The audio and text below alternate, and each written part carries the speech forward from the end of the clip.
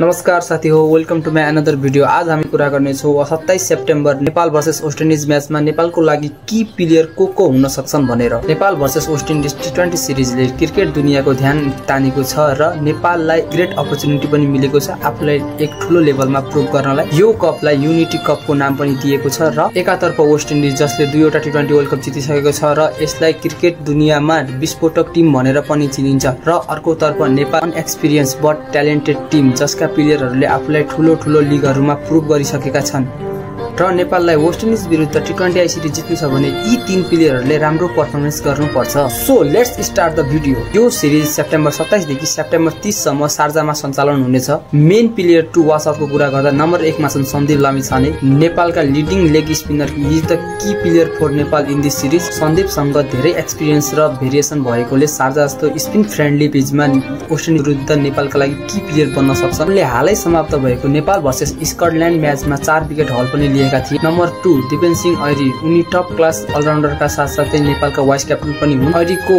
चलाक बोलिङ र hard hitting ability Nepal versus West Indies म्याचमा नेपाललाई धेरै काम लाग्नेछ र नेपाललाई जिताउनमा मद्दत गर्नेछन् ऐरी।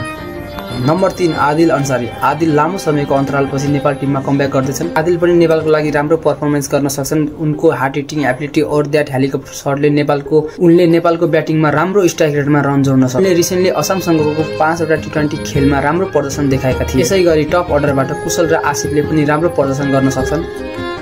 सो यी त थिए नेपालका लागि की प्लेयरहरू। तपाईलाई के लाग्छ, कुन प्लेयरले राम्रो प्रदर्शन गर्छ होला र नेपाल वेस्ट इन्डिज विरुद्ध टी20 सिरिज जित्न सक्ला या सक्दैन, कमेन्ट गर्नुहोस्।